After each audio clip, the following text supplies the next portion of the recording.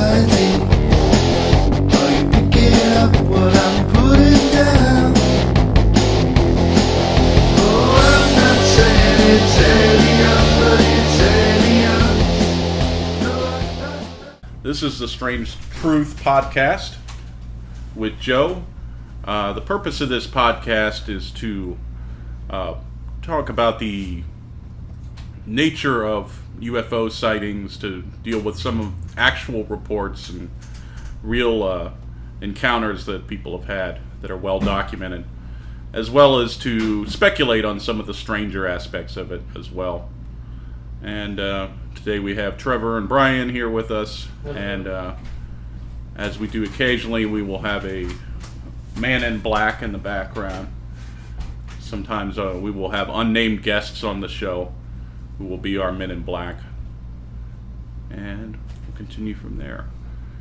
I know, Brian, you had a report you wanted to talk about. It was one of the first I thought points of business.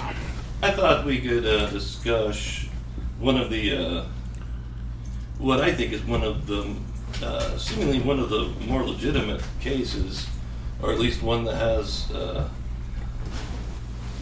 lot of verifiable evidence behind it, and that's the Cash Landrum event or incident. Mm-hmm. And let me give you some background on it from Wikipedia. On the evening of December 29th, 1980, Betty Cash, Vicky Landrum, and Colby Landrum, which was Vicky's 7-year-old grandson, were driving home to Dayton, Texas in Cash's Oldsmobile Cutlass after dining out. At around 9 p.m., while driving on an isolated 2-lane road in dense woods, the witnesses said they observed a light above some trees. They initially thought it was the airplane approaching Houston International Airport, which was about 35 miles away, and gave it little notice. A few minutes later, on the winding roads, the witnesses saw what they believed to be the same light as before, but thought it was now much closer and brighter. They said that the light came from a huge diamond-shaped object which hovered at about treetop level, and its base was expelling flame and emitting significant heat. Landrum told Cash to stop the car, fearing they would be burned if they approached any closer. A born-again Christian, Landrum interpreted the object as a sign of the second coming of Jesus Christ, telling Colby, "That's Jesus, he will not hurt us." Cash said she was anxious and considered turning the car around, but abandoned this idea because the road was too narrow, and she presumed the car would get stuck on the dirt shoulders, which were soft from the evening rain. The adults said that they got out of the car to examine the object, but that Colby was terrified, and so Landrum said she quickly returned to the car to comfort him. Cash remained outside, mesmerized by the bizarre sight. As Jerome Clark wrote, the object, intensely bright and a dull metallic silver, was shaped like a huge upright diamond, about the size of the Dayton Water Tower, with its top and bottom cut off so that they were flat rather than pointed. Small blue lights ringed the center, and periodically over the next few minutes flames shot out the bottom, flaring outward, creating the effect of a large cone.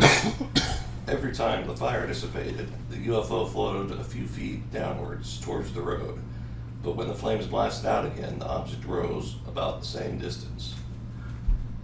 The witnesses said that the heat was strong enough to make the car's metal body painful to the touch. Cash said she had to use her coat to protect her hand from being burned when she finally got back in the car.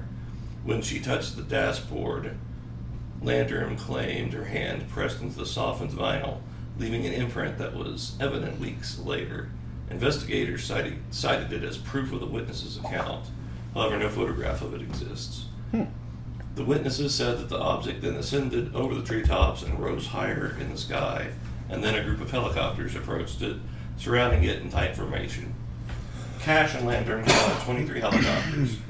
That's a lot of helicopters. And later identified some of them as tandem rotor CH-47 Chinooks, used by military forces worldwide.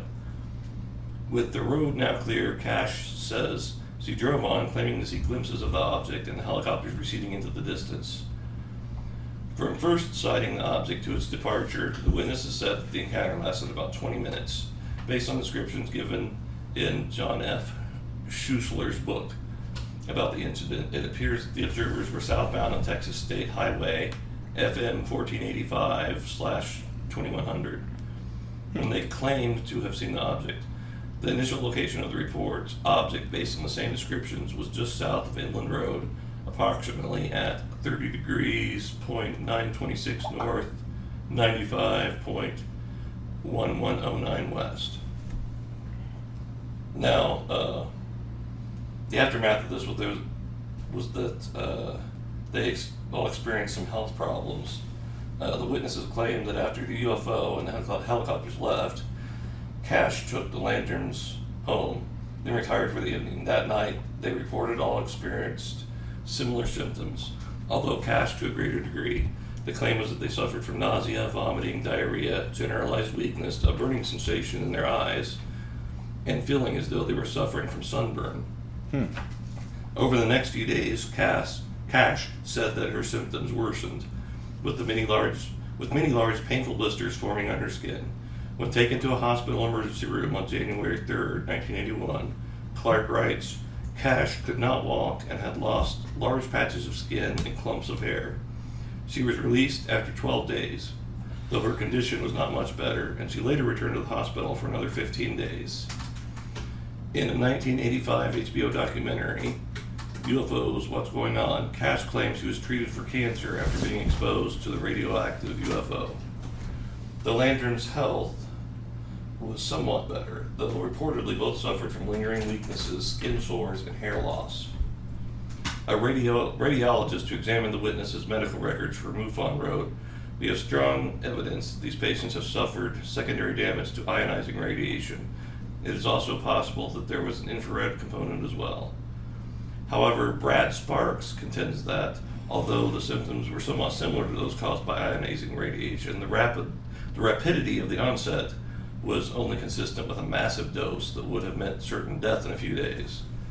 Since all the victims lived for years after the incident, Sparks suggests the cause of the symptoms was some kind of chemical contamination, presumably by an aerosol. Other claims. Investigators after located a Dayton police officer, Detective Lamar Walker, and his wife, who claimed to have seen the 12 Chinook-type helicopters in the same area in which the Cash Landrum event allegedly occurred, and at roughly the same time. These other witnesses did not report seeing the large diamond-shaped object. One day in April 1981, a CH-47 flew into Dalton. As Colby watched, he became very upset. Landrum decided to take him to the spot where the helicopter had landed with the hopes that it would seem less frightening on the ground. When they reached the landing zone, they found a lot of people there already and had to wait some time before they were allowed to go inside the helicopter and talk to the pilot. Landrum and another visitor both claimed that the pilot had said that he had been in the area before for the purpose of checking on a UFO in trouble near Huffman. When Landrum told the pilot how glad she was to see him because she had been one of the people burned by the UFO, he refused to talk to them further and hustled them out of the aircraft. Aftermath. Legal action. Eventually, Cash and Landrum contacted the U.S. Senators Lloyd Benson and John Tower, who suggested that the witnesses file a complaint with the Judge Advocate Claims Office at Bergstrom Air Force Base. In August 1981, Cash, Landrum, and Colby were interviewed at length by personnel at Bergstrom Air Force Base and were told that they should hire a lawyer and seek financial compensation for their injuries. With attorney Peter Gersten taking on the case pro bono, the case wound its way through the U.S. courts for several years. Cash and Landrum sued the U.S. government for $20 million. On August 21st, 1986, a U.S. District Court judge dismissed their case, noting that the plaintiffs had not proved that the helicopters were associated with the U.S. government and that the military officials had testified that the United States Armed Forces did not have a large diamond-shaped aircraft in their position.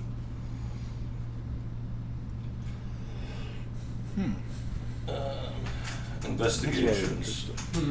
Landrum telephoned a number of U.S. government agencies and officials about the encounter. When she telephoned NASA, she was steered towards NASA aerospace engineer John Schuessler, long interested in UFOs. With some associates from civilian UFO research group MUFON, Susler began research on the case and later wrote articles and a book on the subject. Astronomer Alan Hendry of CUFOs also briefly investigated the Cash Landrum case. Due to the Chinook helicopter's presence, the witnesses presumed that at least one branch of the United States Armed Forces witnessed the object, if they were not escorting or pursuing it. However, investigators could find no evidence linking the helicopters with any branch of the military. In 1982, Lieutenant Colonel George Sarin of the Department of the Army Inspector General began the only thorough formal government investigation into the supposed UFO encounter. He could not find any evidence that the helicopters the witnesses claimed to have seen belonged to the U.S. Armed Forces. Sarin stated that Mrs. Landrum and Mrs. Cass were credible. The policeman and his wife, who claimed to see 12 helicopters near the UFO encounter site, were also credible witnesses. There was no perception that anyone was trying to exaggerate the truth. But I mean, Yeah, go ahead. I was just going to say, what other private entity owns 23 Chinook helicopters? You know, like, other than the U.S. Air Force. Right. Who in that area would have 23 Chinook helicopters? You know, just the secret alien response team, you know. You know, like, and if it was a foreign government, the Air Force would already have been aware of that intrusion, which wouldn't happen anyway. It would have been a big Right. ordeal. So it was clearly a domestic aircraft, and they already had an Air Force pilot admit he was flying one of them to intercept a UFO. Clearly, just Now, here's some of the skeptical viewpoints. Skeptic Philip J. Klass found a few reasons to doubt the story by Cash and Landrum. When Schussler inspected Betty's car in early 1981 and used a Geiger counter to check for radioactivity, he found none. Presumably, he also checked for radioactivity when he visited the site of the alleged incident and found no abnormal radiation. Schussler provides no medical data on Betty's health prior to the UFO incident, nor does he provide any medical data on the prior health of Vicky or Colby.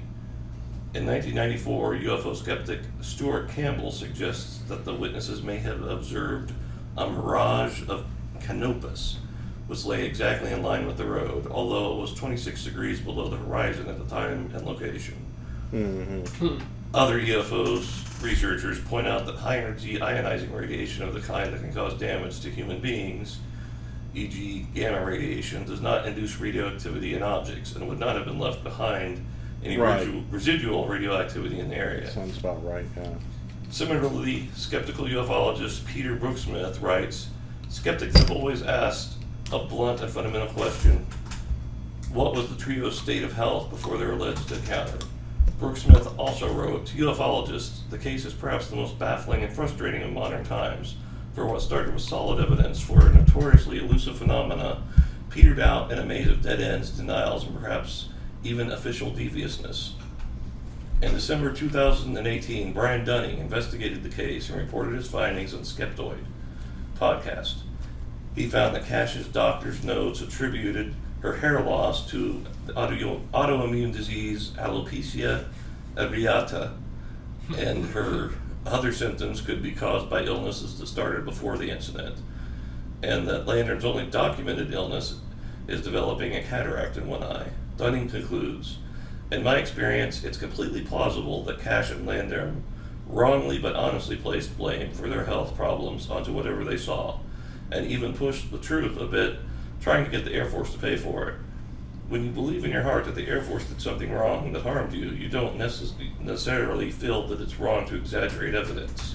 Yeah. Like seeing the words Air Force on the side of the helicopters, adding a symptom to symptoms to people who didn't have them, even faking sunburn spots on your arm, as long as it's in the pursuit of what you believe to be a just settlement. Jeez. I thought it was interesting, even the skeptics like him, Brian Dunning, he seemed to believe that they actually saw something. Right. He's just thinking that they exaggerated some Some of the aspects of medical- it, especially the illnesses. Yeah, I was gonna say they did all report feeling like they got sunburned, and that's not like, oh, this is cataract for one person, and something else, and it's just a bunch of coincidence. Seemed like a bunch of similar, they're all saying they had similar symptoms the same night, but it just said, oh, well, they were just wanting money. Well, And I do believe a it doesn't... settlement that they were going to, it's all a con for money. Yeah, okay. It does suggest that, or actually I was going to say that, right in other places, it doesn't have it in this particular article, but the one lady that had that got the worst of it, Yeah. she eventually did die of breast cancer, I think. Strange. And she had a double mastectomy and stuff. Now, that could just be coincidence, but I thought I'd mention that. Yeah, it seems. Because it was years later, but... Well, Seems relevant. it does beg the question, when was the first time they went into the hospital after the event? I think And it was just a few days, or... Let me look here. I mean, if it's within a day or few span, that's not much time to try to fake a bunch of medical stuff. Right. It says, over the next few days, Okay. Cass said her symptoms worsened. And then it says, when taken to the hospital emergency room on January 3rd, and when did they see it? Let me look up here at the beginning. Oops. But I mean, even if they were... December 29th is when they saw it, so by January 3rd. If they were dosed with some sort of radiation that didn't leave behind a trace, but it was a high dose of radiation, I mean, that could cause autoimmune disorders. Oh, sure, I think. yeah. It's a potential side effect of that. And how did they diagnose that in the first place? Was there an actual chemical test that said that, or did they just say, "Oh, her hair's falling out"? That must be. Well, That's it the does, thing that makes the most sense. Yeah. Right, it's the Yeah. skeptic, right? The guy who's found. I Yeah. found things. I found some reasons to not believe this, but his story seems more scattered than the first. Yeah, that's Yeah. the cases I find interesting are when the skeptics seem like they're stretching more than the. Right, yeah, you're right. Right, That's and the witnesses, yeah. Right. I do think it was a good point, though, and it was one of the UFO researchers that brought that up, that if it had been radiation, they'd probably be dead. Yes. Like, to cause hair loss and all those symptoms would probably have also killed them.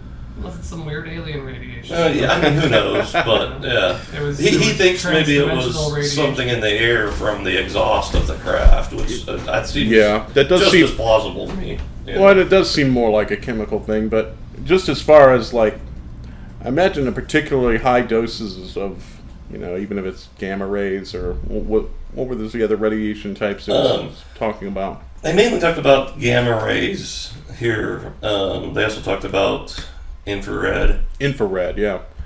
But I mean, those kind of things would have an impact on your body's natural flora, which is used to fight Yeah. off infections.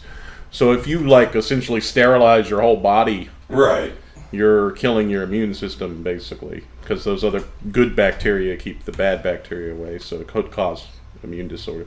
Usually not long term, unless it was something unique happened in that case, or it just created a downward trend for already health Right. issues, existing health. I have heard other cases, not to the extent of this one with the hair loss and all that, but Yeah. especially the kind of sunburn aspect seems to be pretty common in a lot of other cases I've read about. I have heard that as well from other people that have had close UFO sightings. Now, I've never been that close to any UFOs. It was always just kind of off in the sky. But Right. especially ones with these bright lights that people Yeah. see that tend to be right over them. That there is that sunburn thing that apparently quite a few people have Yeah. When you're talking reported. No, I think one of the big questions here, if we were to assume that this actually happened, was this a craft from another planet, aliens or whatever, or was this a military craft?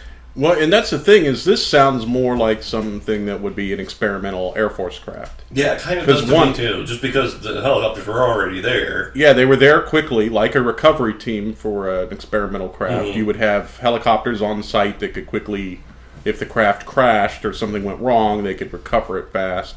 That way they could minimize, Especially those civilian exposure to the those big project. double rotor Chinooks. I think those are usually used for carrying big loads of cargo. Yeah, they're heavy lifters too. Yeah. Although there are different types of Chinooks, but yeah. Okay. Yeah. The double Yeah. double propeller ones are the big ones. Yeah. Yeah, that's pretty interesting. And they also talk about it being like a rocket or something, where there's like this bright fire coming out of it, like an exhaust. That sounds more like a man-made craft. Yeah, to me, yeah. and Although I have heard, if some there is reports- chemical residue, I'd like to see something on what happens to, in the case of astronauts or other people that have been exposed to vaporizing rocket fuel. Yeah. What kind of health conditions do they have from that? I mean, that would be it might interesting to might research, match with what we're Yeah. dealing with here, as if you're dealing with some kind of experimental rocket fuel that's being given off by a experimental craft that's been made by the Air Force. But I'm not saying one way or another that's the case, but it does lean in my mind more heavily towards something that the military made and just wanted to keep a wraps on. Which I would say they need to sue the shit out of them. Well, the thing that does seem to beg the question. Well, they of, tried. Why be floating on a road, where a car could pass by? Unless that part of the experiment, was like, hey, see about this teleport thing, and they pop out and they don't know exactly where they were going to end up. It's But yeah, possible. like if you're trying to be clandestine about testing a Right. thing, like find some place where no one's going to see you. Well, I think that maybe the implication here is that it was Something went wrong. something wrong, right? Yeah. Right. Why else would the recovery choppers show up or Yeah. whatever? Yeah, Be ready to go. Because, Chinooks, like that many Chinooks in one place that ready is like, that seems prepared. that seems like Yeah. you've got a team on standby if something goes Prepared for wrong. lifting a lot of weight. Right. It's not a bunch of weapon choppers or whatever. It was like a bunch of jets. You know what I mean? That was like, we're prepared to go hook this thing and drag it back if we need it. Yeah. Right.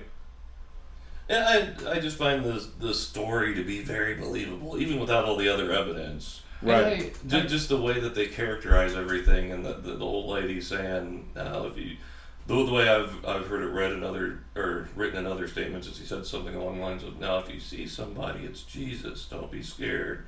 That's just something that a little old lady would immediately think of if she's confronted with something she doesn't understand, and it's spectacular. And it's difficult to imagine that being part of a lie for a collective lawsuit to pay for Right. health problems that already exist. It's if it is, it's pretty brilliant. Right. It's really Right. a lie. Yeah, because that just says so much about who they are and where they came from. It's something that maybe a screenwriter could come up with. But Yeah, so it's like, that's part of their legal strategy was to hire somebody who's good at lying.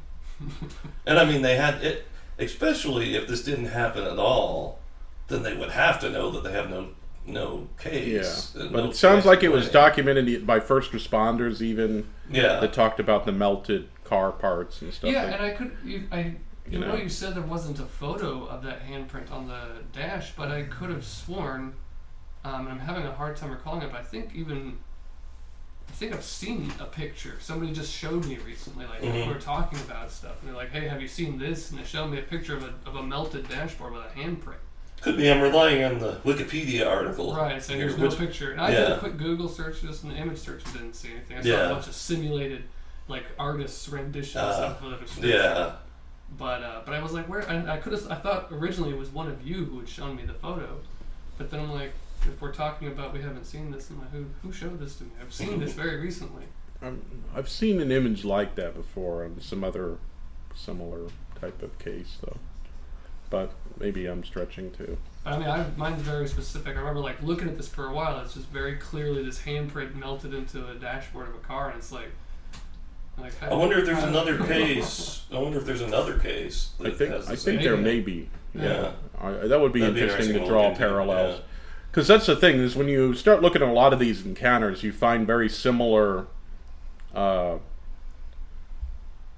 evidence that would line up from case to case and seems a very similar pattern of things. Right. And like the sunburn effect. And when you start to look at those, I believe any skeptic with an open mind should be able to kind of start to interpret it. Well, this is caused by something that's not just people imagining weather patterns or whatever. Right. This is not a hot air balloon or whatever that does this.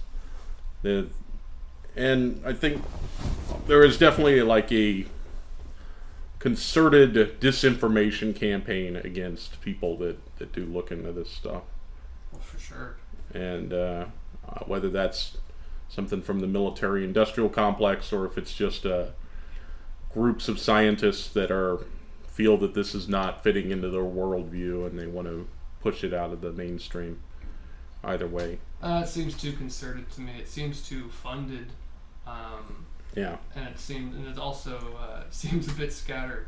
That's the thing too, is like a reasonable person looking at it like, oh, okay, these two different narrations for all this, all these different people saying the same thing, and not that I'm the hugest fan of Occam's razor, but you apply it, and it's like the simpler solution is, oh, there's this third thing that is the same thing for all these things, rather than all these scattered stories about some rare occurrence that is just Yeah.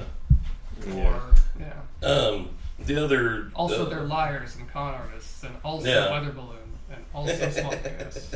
Well, I mean, hoaxes are the longest American tradition. Sure. But that being said, another thing that lends credibility is the police officer, and I think there's another witness, was it his wife? I can't remember. That saw the helicopters. right? Now, if it was an outright hoax and they were in on it, they'd probably say, "Oh, we saw the UFO too." Yeah. But no, they saw, and they didn't see, what was it, 27 or however many helicopters. They saw like 12, I think it was. Okay. Still quite a lot of helicopters in the area. And it may be that they're That coming seems from, like an Air Force exercise. In right. some... Well, say you're going to do this experiment, maybe not necessarily know where you're going to end up and be prepared. Just say you might have like different numbers, like fewer numbers in a larger spread area, right? And when you get radar hit or whatever, you're like, okay, go here. They'll group up as they go. So it's this, if you're talking about witnesses who said they saw Chinooks, didn't see the object, and it's like, well, yeah, in that scenario that makes perfect sense. You saw them responding, but you would hit to a place that you couldn't see. It was already gone. and it was or it wasn't the exact same spot. Not at the same angle. Right. Yeah. It could have was been a tree cover or They something. saw them pass over. Yeah. I'm gonna go all man in black here for a minute, but Sure. also the thing that gave it credibility to me is the style that you mentioned of the craft. It's a spinning top design, and the spinning top design and the bell design, bell-shaped design and the spinning top design were actually experimented with in Germany and Russia. Mm-hmm. So it's a very similar. It sounded very similar to the spinning top design that I believe it's the Russians came up with when they were studying like experimental aircraft. And the Germans had the bell, I think it was what it was called. That was a similar kind of craft. It was bell shaped with I think 4 different rockets, or maybe even more than that, on the bottom. Allegedly, but But those stories I've heard of them too. I haven't heard of the Russian. I thought that was interesting. That don't quote me on the Russians. It was somebody who came up with the spinning top design.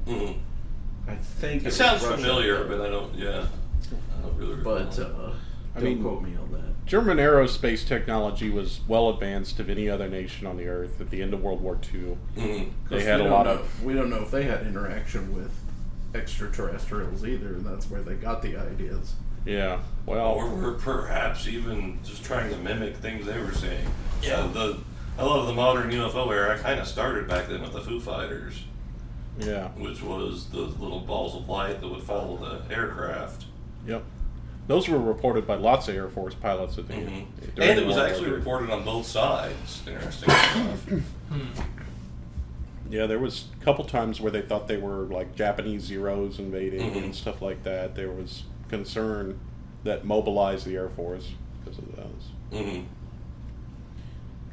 And that says to me that there's some sort of phenomenon that's been going on for a long time.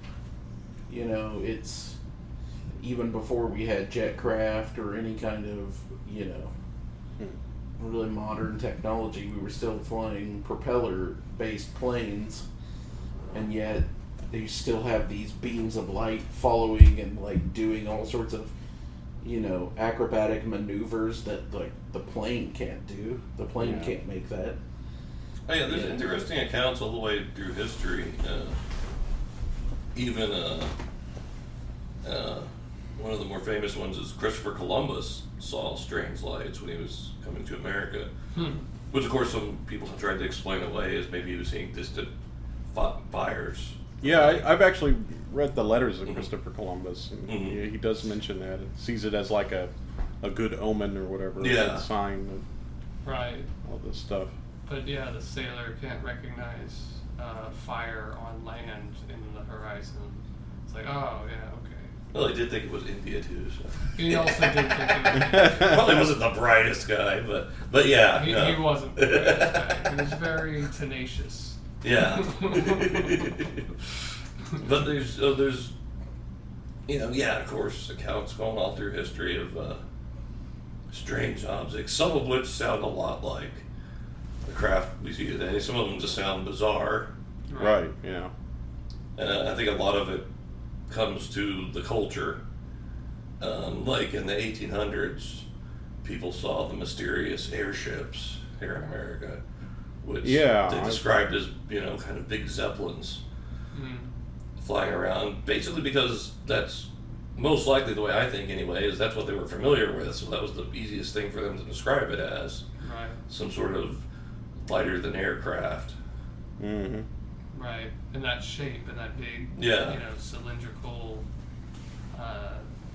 you know, cigar shape. That's also that goes through way back. The cigar shapes, you know, you're talking about hieroglyphs, and you know, those are all over the place. The cigar shaped objects in the sky, as far as like ancient culture and art. Yeah. What I find kind of annoying for my research now is like there's so much fake like photo edited stuff that mimics that, right? And then there's like real artifacts that do have those kind of images on them. Yes. But there are so many fakes out there that if you search for this stuff, you're going to find all of these like edited images that are just disseminated by these wacky conspiracy theory sites that want to talk about. And to bring the skepticism even a little farther, people in ancient times were just as creative as we are today and had just as big imaginations.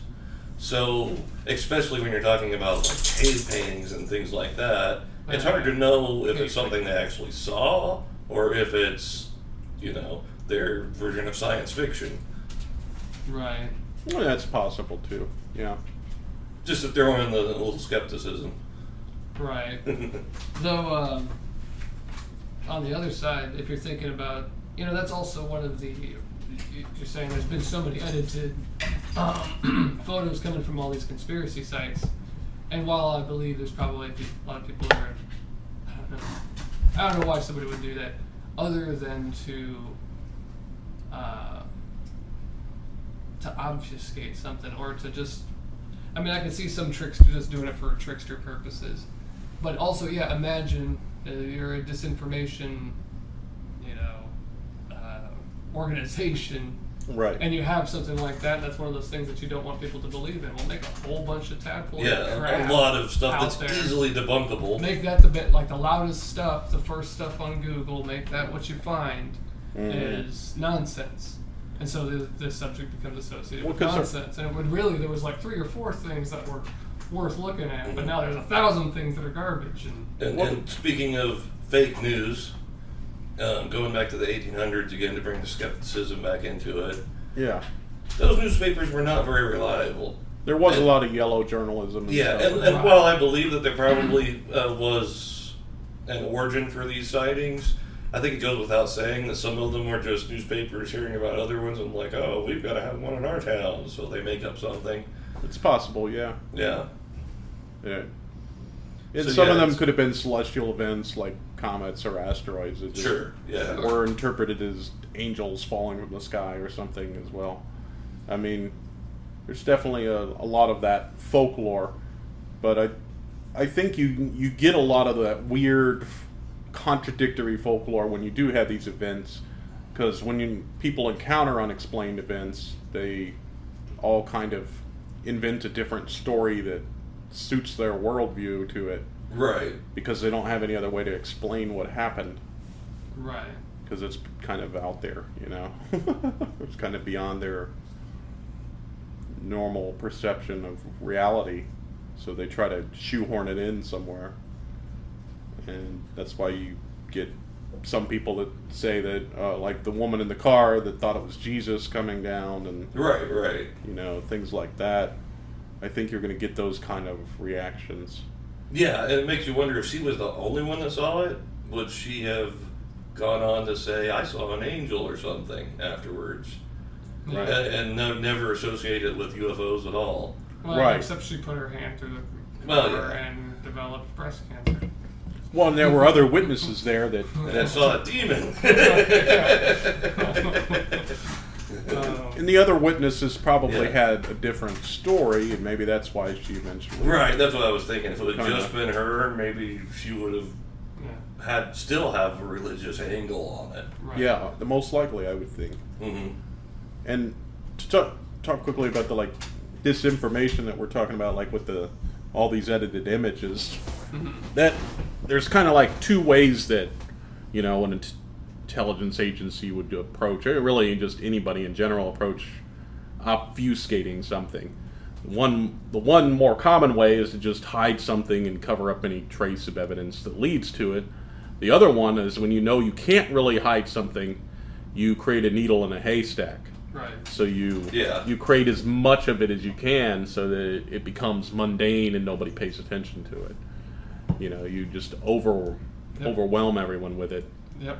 And I think there's a lot more of that going on now, because I feel like there's more and more evidence out there if you look for it, Right. but there's so much fake garbage that's clearly just someone sat around with Photoshop for 4 hours. Well, I think it's to make. the double-edged sword of the internet, in that the job of just, you know, eliminate the evidence has gotten more and more hard with information moving around so easily.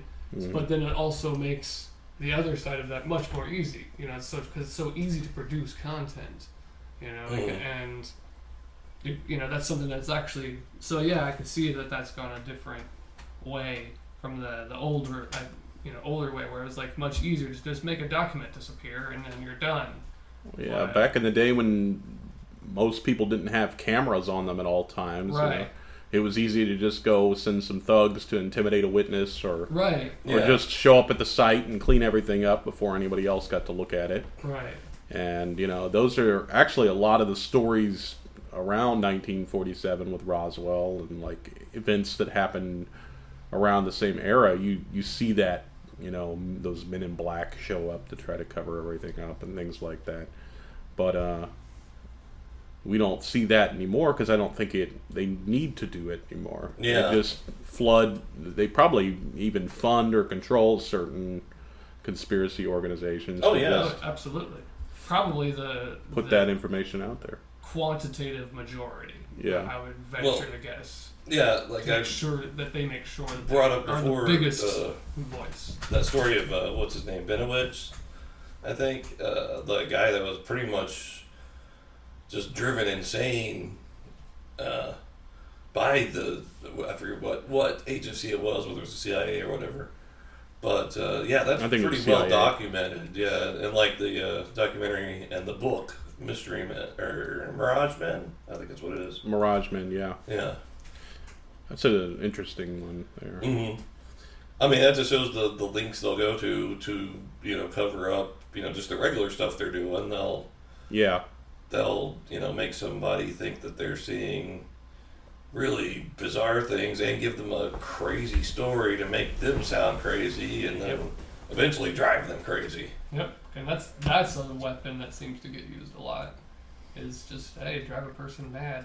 And another thought is, if this phenomena is real, then you also have the disinformation of wanting the other countries that you're not friendly with to not know what we know, or to think they know, or to think that we know more than we know. I mean, or to just mislead them completely on where this phenomenon is coming from. So that's a whole nother level of disinformation. Yeah. And a whole different reason for disinformation. Yeah. So I think you do have different motives for disinformation. No, I mean, it's been going on since the Cold War, at least. Yeah. It's very... At least. Though you could probably make an argument that it's... Probably since George Washington. Concept. Yeah. It's an older concept. Since George Washington and Sun Tzu, perhaps, but,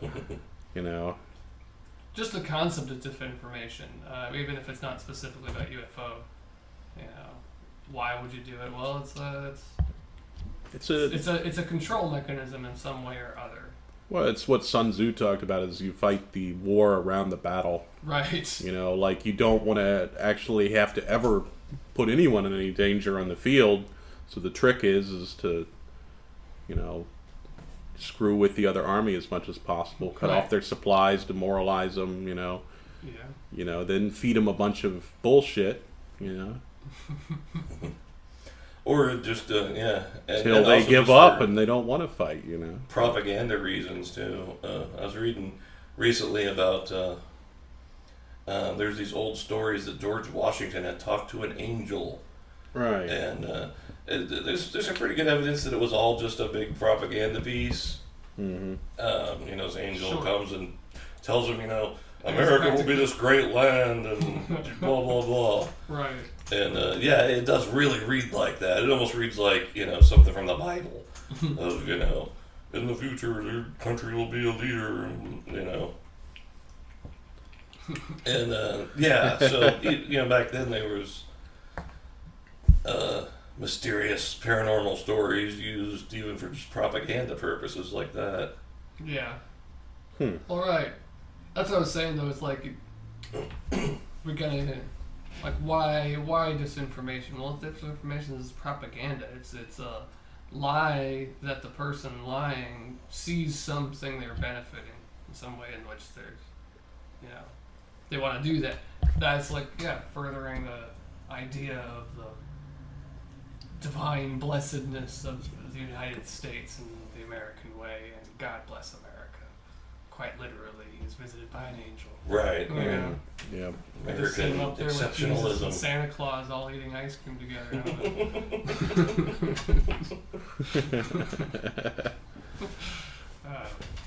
Coca-Cola wasn't a thing yet, so they didn't have Santa Claus then. Right. Didn't have Santa Claus yet. Oh boy. But yeah, I don't know. Yeah, we kind of got to a blank spot. And thank you for listening to Strange Truth Podcast. And as always, keep your eyes to the sky.